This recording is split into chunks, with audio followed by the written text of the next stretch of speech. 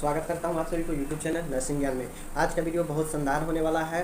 तो चलिए आज हम देखेंगे जीएनएम थर्ड ईयर का गायनकोलॉजी मिडवाइफरी का वीडियो नंबर 10वां है। ठीक है, तो लगभग सभी वीडियो में मैं दो प्रश्न करता हूं। अभी शॉर्ट प्रश्न चल रहे हैं, छोटा प्रश्न, तो इसलिए आप लोग को लगभग मैं 20 के आसपास क्वेश्चन तो मैं करा ही दिया हूँ। ठीक है, बाकी आप लोग देखिए, जो लोग नहीं पढ़ रहे हैं उनको बाद में पछताना पड़ेगा, क्योंकि मिडवाइफरी गायनकोलॉजी ऐसा सब्जेक्ट है कि अगर आप अभी से नहीं पढ़ना शुरू करेंगे तो आपको पछताना पड़ेगा, बाद में आपको समझ में नहीं आएगा। ठीक है, तो अगर आप एक बार अभी पढ़ लेते हैं और बाद में रिवीजन कर लेंगे तो चीज़ें कंप्लीट समझ में आ जाएगा। इसलिए अभी से पढ़ना शुरू कर दीजिए अगर नहीं पढ़ रहे हैं तो। ठीक है, बाकी मेरा काम है गाइड करना, गाइड करते हैं, आप समझिए। बाकी चलिए देखते हैं। कहता है कि फीमेल पेल्विस क्या होता है बताना है, यानी स्त्री श्रोणी स्त्री पेल्विस क्या होता है।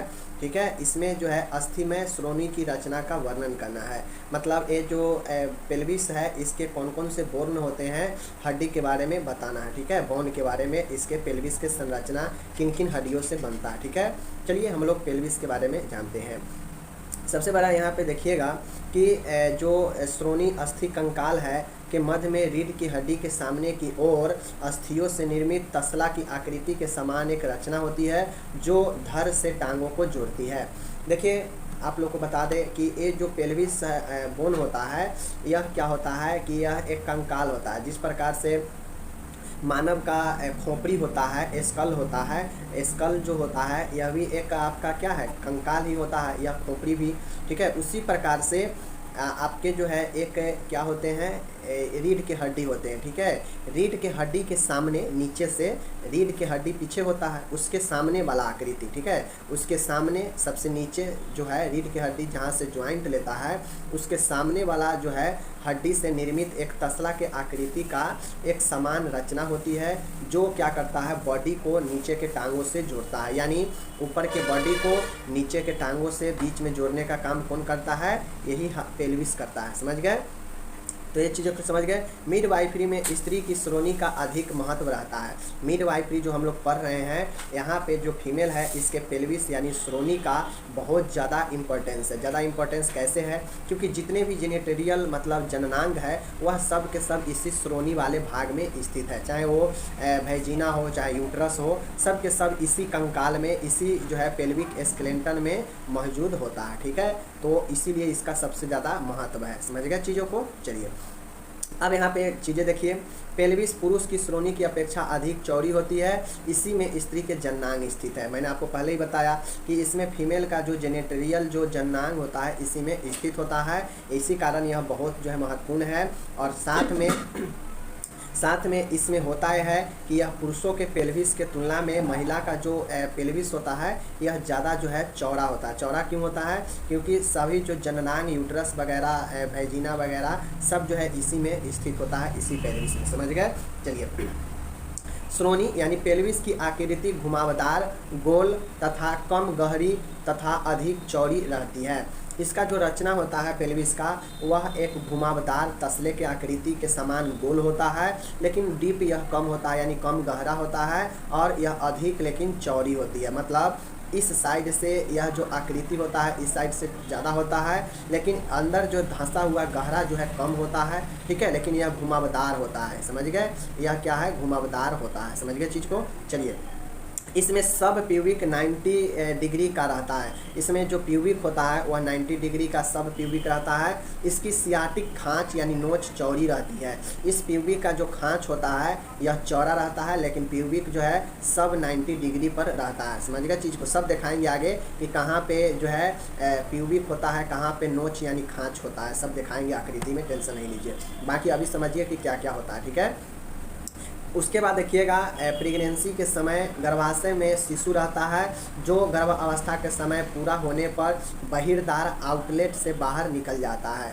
अब हम लोग जानते हैं कि प्रेगनेंसी पीरियड में कि जो है यूट्रस में यानी गर्भाशय में शिशु रहता है। ठीक है, जो प्रेगनेंसी के टाइम पूरा होने पर आउटलेट से बाहर निकल जाता है, यानी बहिर्द्वार से बाहर निकल जाता है। चीज़ों को समझ गए?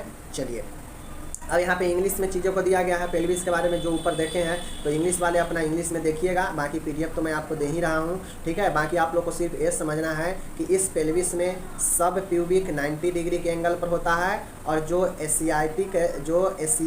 सियाटिक खाँच होता है वह चौड़ा रहता है, ठीक है। चलिए दिखाते हैं कौन सा सियाटिक खाँच होता है।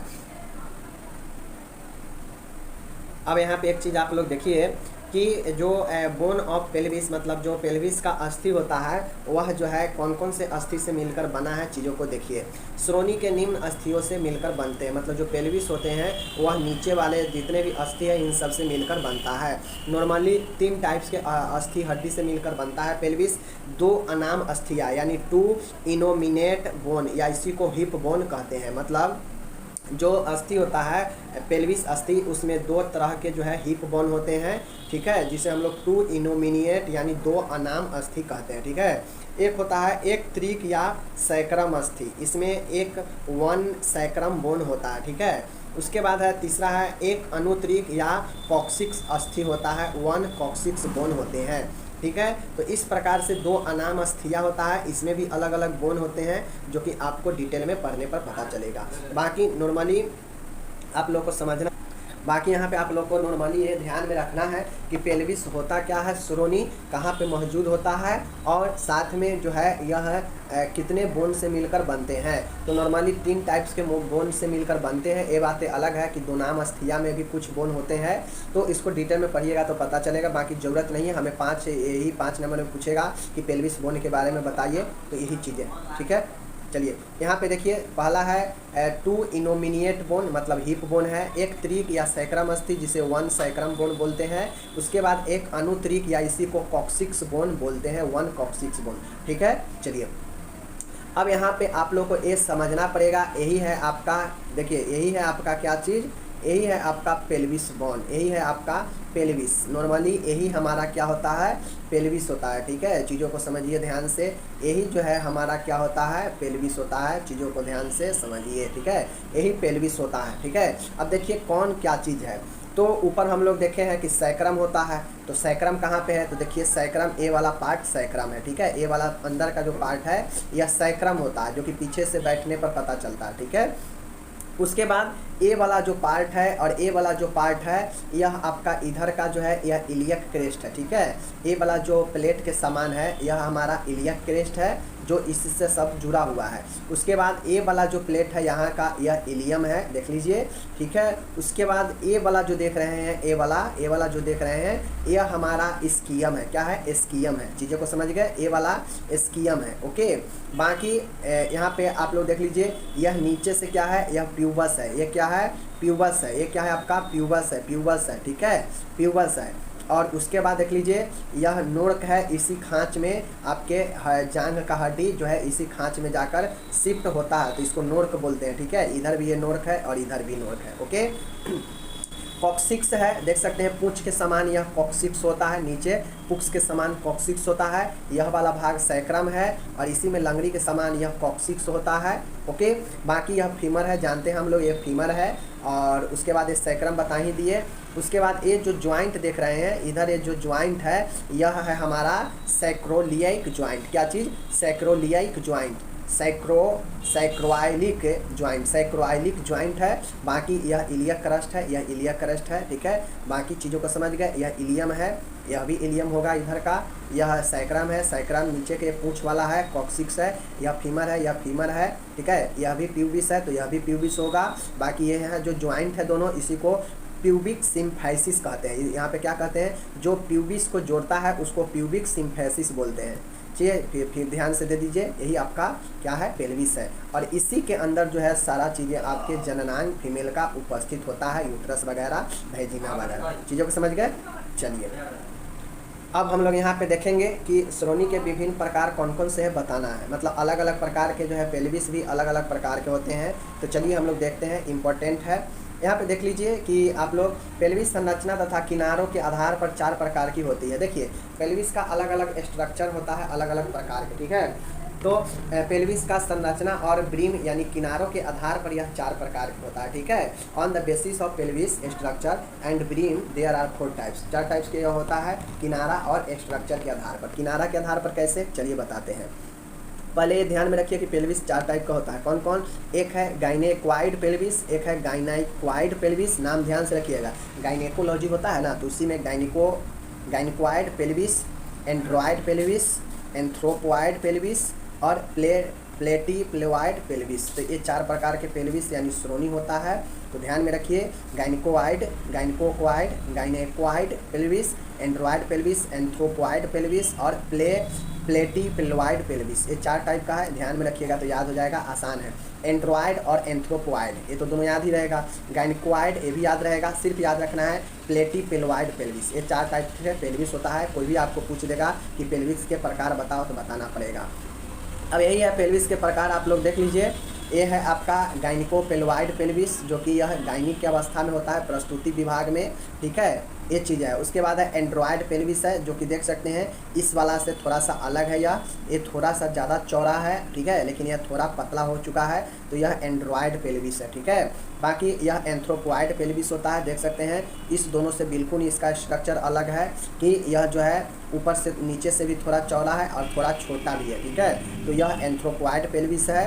और बाकी यह जो है देख सकते हैं यह पतला ज़्यादा है, लंबाई इसका जो है कम गया है, जबकि चौड़ाई इसका बढ़ गया है और पतला भी हो गया है, ठीक है। तो यही जो है प्लेटीप्लेवाइड पेल्विस है। कुल 4 प्रकार के यही पेल्विस है, ध्यान में रखिएगा। ये वाला ब्लैक वाला फिगर से आपको समझ में आएगा, ब्लैक वाला फिगर आपको स्पष्ट करता है कि कौन सा कौन होता है, ठीक है। चलिए बाकी PDF नहीं देंगे, देख लीजिएगा। अब हम लोग यहाँ पे देखते हैं गाइनिकोआइड पेल्विस के बारे में। गाइनिकोआइड पेल्विस क्या होता है, गाइनिकोआइड पेल्विस क्या होता है, देख लीजिए। इसे समान स्त्री की असली श्रोणी माना जाता है, ठीक है। यह जो है अगर कोई नॉर्मल होता है, नॉर्मल अगर कोई फीमेल है, तो यह एक क्या है आपका असली श्रोणी, इसी को बोलते हैं गाइनिकोआइड पेल्विस को, ठीक है। इस प्रकार की श्रोणी का ब्रीम गोल तथा पर्याप्त स्थान घेरने वाली रहता है। इस प्रकार के जो पेल्विस होता है, इसका जो किनारा मतलब जो ब्रीन होता है, यह गोल होता है और पर्याप्त स्थान जो है घेरने वाला रहता है, जो कि ऊपर में आप लोग देखे हैं कि संरचना और किनारा के आधार पर ही पेल्विस 4 प्रकार के होता है। तो जो गाइनिकोआइड पेल्विस है यह असली पेल्विस होता है समान तौर पे, और यह जो ब्रीम जो इसका किनारा होता है, ब्रीम गोल होता है और इसका किनारा गोल होता है और पर्याप्त स्थान घेरने वाला रहता है, ठीक है। साइडों की दीवारें सीधी रहती है। अब ऊपर में आप लोग देखे हैं कि जो साइड का दीवार है यह सीधा रहता है, ठीक है।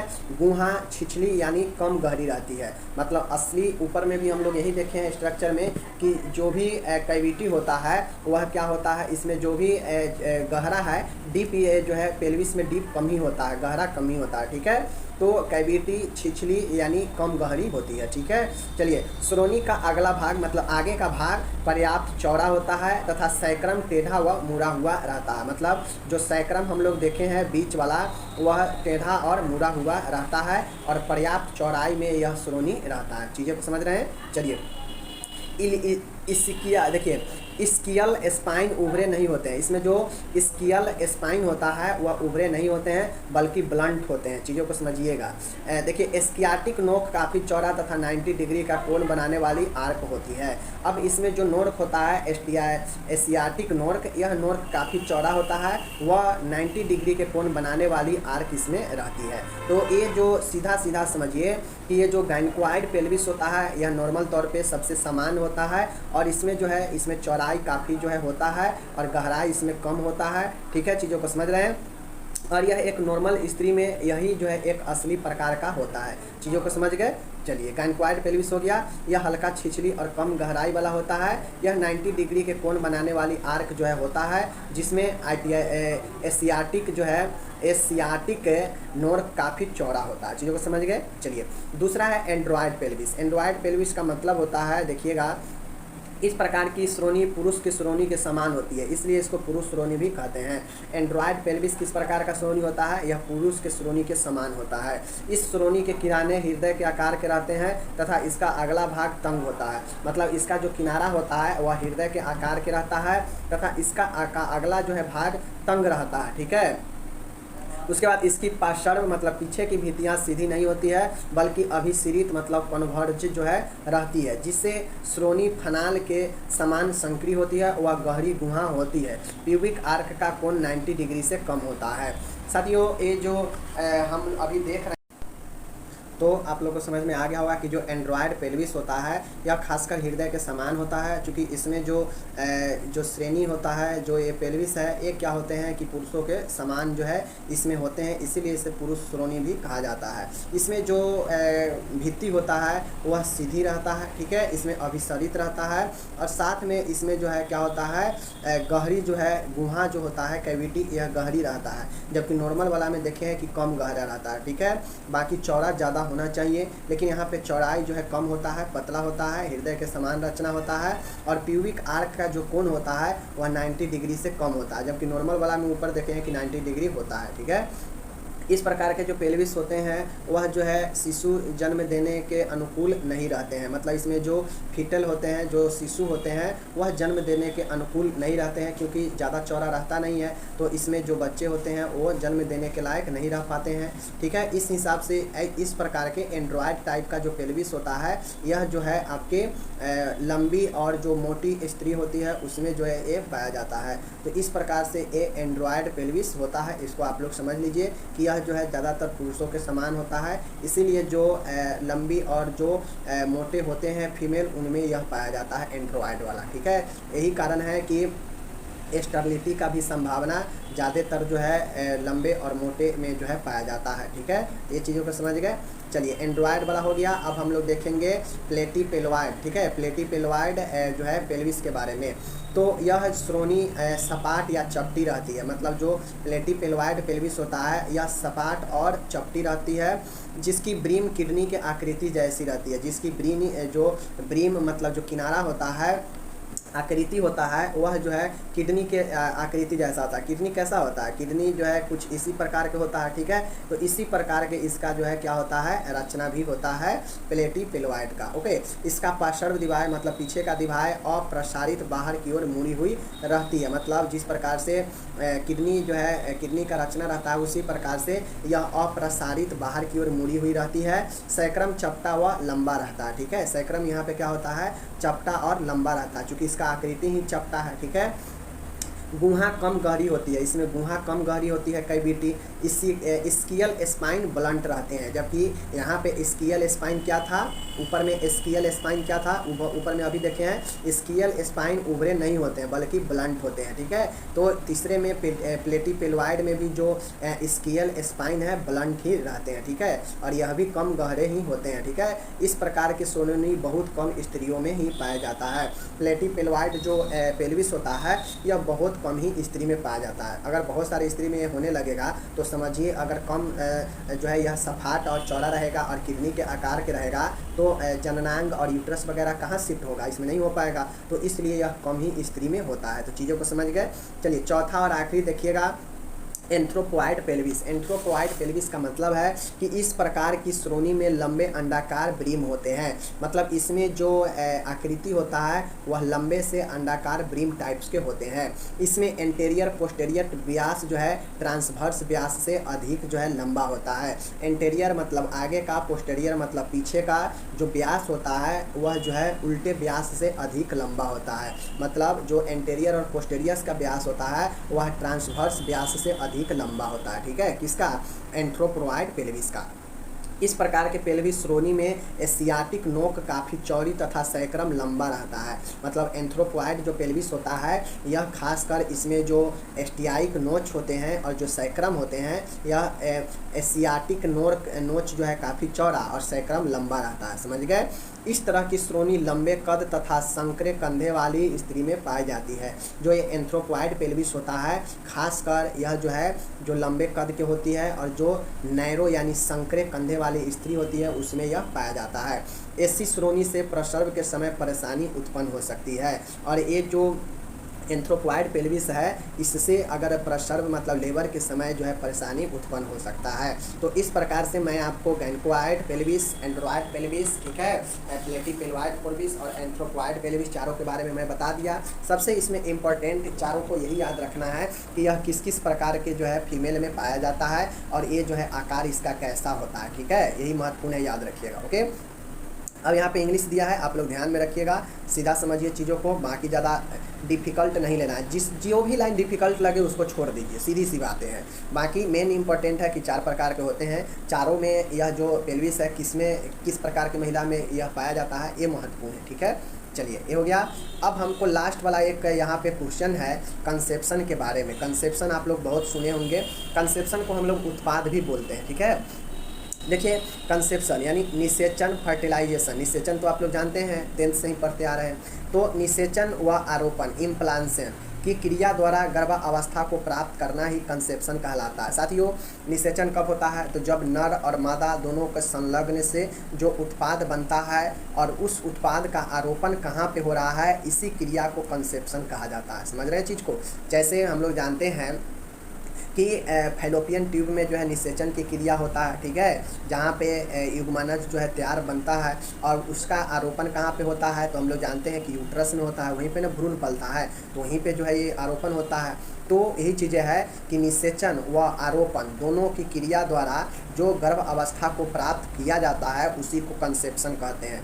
मतलब निषेचन हुआ और निषेचन के बाद उसका आरोपण होता है और इस दोनों के क्रिया के फलस्वरूप जो गर्भ अवस्था को प्राप्त किया जाता है, इसी को गर्भ अवस्था को प्राप्त करना ही कंसेप्शन कहलाता है। किसके फलस्वरूप? इस दोनों के फलस्वरूप। समझ गए? चलिए, नर के शुक्राणु यानी स्पर्म तथा स्त्री के अंडाणु ओवम से मिलने के फलस्वरूप इगुमनज यानी जाइगोट के निर्माण को ही निषेचन कहते हैं। अब निषेचन भी समझा दिया है कि नर के शुक्राणु यानी स्पर्म मिलता है और स्त्री के ओवम यानी अंडाणु मिलता है और दोनों के मिलने से एक जाइगोट का निर्माण होता है, इगुमनज का, और इसी को निर्माण को ही हम लोग निषेचन यानी फर्टिलाइजेशन कहते हैं, ठीक है। अब ये निषेचन है और इस निषेचन का जो उत्पाद हुआ बना है, इस निषेचन और इस इम्प्लांटेशन, मतलब ये निषेचन हुआ है तो इसका इम्प्लांटेशन आरोपण कहाँ हो रहा है, और इसी दोनों की क्रिया को कंसेप्शन कहा जाता है, ठीक है। निषेचन के पश्चात युग्मनज जाइगोट का गर्भाशय में यूट्रस में स्थापित होना ही आरोपण कहलाता है। यानी यहाँ पे आपको निषेचन भी समझा दिया है और आरोपण भी समझा दिया। मैंने आपको पहले ही बता दिया कि जो निषेचन हुआ है, निषेचन के बाद अब उसका आरोपण कहाँ पे होगा। ऐसा नहीं है कि फैलोपियन ट्यूब में निषेचन हुआ तो वहीं पर वह निषेचित होकर पड़ा रह जाएगा, तो बच्चा विकास कहाँ पे होगा। तो बच्चे को आवश्यक विकास और वृद्धि के लिए, भ्रूण तैयार होने के लिए इस जो है निषेचन को, क्रिया को कहाँ जो है आरोपित किया जाता है, तो यूट्रस में, गर्भाशय में आरोपित यानी स्थापित होना ही आरोपण, इम्प्लांटेशन कहलाता है। यानी समझ गए चीज़ों को कि निषेचन हुआ, निषेचन के बाद आरोपण होगा, आरोपण कहाँ होगा, यूट्रस में होगा, और इसके फलस्वरूप जो गर्भ अवस्था प्राप्त किया जाता है उसी को हम लोग कंसेप्शन कहते हैं। और कंसेप्शन एक प्रकार का उत्पाद होता है जो क्या होता है, तैयार होता है धीरे धीरे शिशु के रूप में। समझ गए चीज़ को? तो कहीं भी अगर कंसेप्शन आएगा तो कोई दिक्कत नहीं होगा। चलिए, आपका यहाँ पे मैंने 3 प्रश्न लेकर आए हैं, आपको मैंने बता दिया दोनों के बारे में, पेल्विस बोन और जो है कंसेप्शन के बारे में। ओके, विदा लेते हैं, धन्यवाद, टेक केयर, ख्याल